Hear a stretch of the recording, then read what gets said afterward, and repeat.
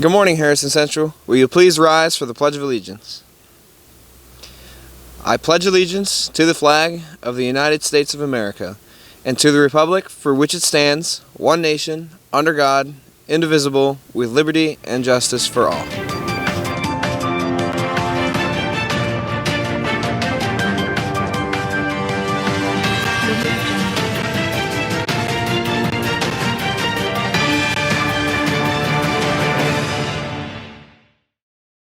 Good morning, Harrison Central. Today is Friday, November 18th. I am Peyton with your morning news. There are a few announcements today.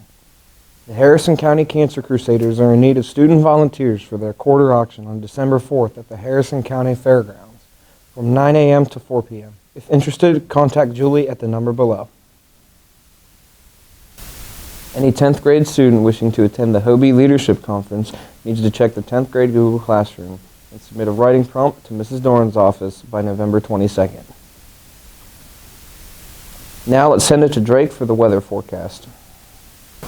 Thank you, Peyton. Let's take a look at today's weather forecast. It's winter wonderland in some parts of the Ohio Valley. We're seeing snow flurries right now in Cadiz. We saw a lot down in Belmont County as well. There's a chance that those snow flurries continue throughout the morning, but nothing real major here. We have a high temperature that's not going to get above freezing, 32, a low of 23. It was pretty cold this morning. Check out these photos. There was a lot of snow this morning down in some of the southern parts of the Ohio Valley. But it's not so bad here around Harrison Central land. So that's a look at today's weather forecast. Now let's go to Shay to find out what's for lunch. And for lunch today, the cafeteria is serving hot dogs, corn, assorted fresh vegetables, and citrusy mandarin oranges. And let's send it to Riley with the district news. Good morning, Harrison Central. Today I'm talking to Ms. Hawthorne about the food drive. What is the purpose of the food drive? The food drive's purpose is to collect donations before Thanksgiving time, and then we take those donations and send them to the local food pantry here in Cadiz. And where can the donations be brought to? All of the homerooms have boxes where you can bring your donations, and those are through this coming Monday. And then the homeroom with the most donations will receive donuts on Tuesday morning. And when does the food drive end? Food drive will be ending on this coming Monday. That way we can donate the items before we go on Thanksgiving break and for people to have them for their Thanksgiving dinner. Perfect. That's all for today. Now we're sending it to Kenzie with extracurriculars. This week we are extending our congratulations to Trey Rex and Treston Nemeth for signing their national letters on intent to continue their baseball careers at Akron and Dayton University. And congratulations to the following football players for their achievements of being named to the Eastern District All-Star teams. First team, Hayden Cassidy, Trey Rex, Cabot Arbaugh, Jace Madzai, and Parker Hutton. Second team, Michael Keto, Caleb Callens, and Hunter Bowles. And special mention, Lucas Thomas. And in basketball news, good luck to the high school girls team tonight in their season opener away at Bel Air. And good luck to the boys team tomorrow in their scrimmage against Toronto. Thank you, Mackenzie. I'm here with Marcus to talk about this weekend's sports recap. Marcus, we've got a lot of high school games in the area to cover. We've got some college games to touch on, and then at the end, we'll talk about a little bit of the professional games. We got 3 high school playoff games in the area. Let's start off with Steubenville and Indian Valley. That game played at St. Clairsville. What do you see when Steubenville travels down to Red Devil Stadium? Big Red's going to roll, big time. Phaeton Hill, 300 yards. And Indian Valley, as you said, struggled with Dover. Steubenville beat Dover earlier in the season, so I like that pick, Steubenville over Indian Valley. What are some other games we have around the Ohio Valley as far as high school playoffs as we get deeper into this playoff race? Fort Fry and Bel Air. And where's that game at? I'm pretty sure New Philly. New Philadelphia. Remember, Fort Fry rushed for over 400 yards in a beatdown against Bel Air earlier in the season. Hey, Bel Air's looking a lot better. Their defense is getting better every week. That could be a lot closer than what we saw earlier in the year. I don't see it being close at all. You don't? No. I'd say it's going to be closer.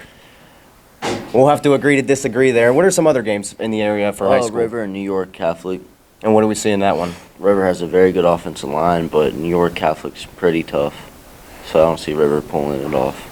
All right, well, stay tuned for results of those games. Obviously, those are Saturday this weekend. Hey, also on Saturday, we've got college ball. Let's start off in the Pac-12. Let's go out west. We have USC and UCLA, the battle of the LA schools, and that's got some interesting ramifications as far as the Pac-12 race with USC up there at 9-1 overall right now. UCLA, they're a decent team, but USC has so much talent on offense with Jordan Addison and Caleb Williams at quarterback. They'll roll big time. Yeah, and if you're the Pac-12 right now, you want to see nothing other than USC win out, of course. Oregon's right there. It's looking like a Trojan Duck Pac-12 championship game, but Oregon with those 2 losses, one obviously to Georgia, out of conference, but they're right there in the Pac-12 mix. But if you're the Pac-12, you don't want to see them win because that almost takes the Pac-12 out of the playoff. Another game we've got is Illinois and your Michigan Wolverines. Illinois right now is tied for first in the Big Ten West, but do you think they're going to go down against Michigan? They'll go down big time. And They if can't they- stop Quorum. Yeah, I think that's right. And if they go down to Michigan, they've got Purdue up there, who most likely is going to win out. They've got Northwestern they've got to beat, and they should, and they've got to beat Indiana. And Purdue, for the first time ever, is in the Big Ten championship game, playing the winner of Ohio State, Michigan. Let's talk about Ohio State, Michigan. Obviously, the Buckeyes have Maryland this week. Heavy favorites in that one. They'll most likely pull that one out. That one's at College Park. But what do we see come November 26th when the Buckeyes and Wolverines get together in Columbus? Well, I feel it's important both teams come in healthy. Hopefully get some snow so Michigan they can run the ball. Yeah. And C.J. Stroud, I think that's the game to prove if he's really a Heisman favorite. Or Quorum can come up and win it. That's right. You've got Quorum in there. You've also got the Tennessee quarterback, Hendon Hooker. Ohio State obviously struggled with some weather in Chicago against Northwestern. That game just 21-7. Michigan has rolled over everybody they've played, except the Maryland Terrapins, who Ohio State has to travel to. Maryland's got a high-powered offense. Question in that game will be, is Taulia Tagovailoa, the brother of former Alabama quarterback, going to play against Ohio State? If he does, Maryland's offense could put up some points. If not, I think the Buckeyes roll by a lot. Let's go to the Big 12. We've got TCU and Baylor. You've got this one as an upset. TCU right now already in the Big 12 championship, most likely to play Kansas State. They've got WVU this week, but TCU is only favored by 2.5 against the Bears. It's hard to play Baylor. I'm Yeah. pretty sure it's at Baylor. TCU, they're a good team, but they're not an elite team. They're going off. You've got Baylor winning. Baylor. Well, that would give TCU their first loss of the season. They're 10-0 right now. They're already in the Big 12 championship. If you're the Big 12, you want a team in the playoff, you got to see TCU win out. Do you think they win out? No, they'll lose to Kansas State, too, in the championship. That's a good pick. I don't think I can disagree with you there. Well, that's a good look at high school and college games. We've got some professional games. I know my guy Hayden Cassidy over there is excited about his Bengals, but they've got Pittsburgh this week. What do you see in that one? Pittsburgh a little down this season. Oh, yeah. I mean, we had 16 years straight winning seasons, but Pittsburgh's always tough to play later in the season. But that Bengals offense is very explosive. It is explosive. Once it gets going, but... Well, they have Jamar Chase back. We got T.J. Watt back. All right. That's a big X factor. Another X factor is going to be up in Buffalo, New York, where they expect anywhere from 3 to 6 feet of snow. I'm not even 6 feet tall. That snow could really have an impact on Josh Allen and the Buffalo offense and Nick Chubb running that football for Cleveland. I feel this game's going to show if Buffalo's able to run the ball. If they're not able to run the ball, Cleveland wins. I think Cleveland could possibly pull out a 3-point upset if they're able to win. Will they? I don't think so. I think Cleveland only finishes with maybe 6 or 7 wins. But hey, that's a look. 5? 5. Oh, man. He doesn't like Cleveland. That's a look at this week's sports. We'll have more updates coming in weeks to come. But for that's Marcus and I for this week's sports recap. We'll stay tuned this weekend to see the results on the games that we've spoke about. Now, let's send back to the studio.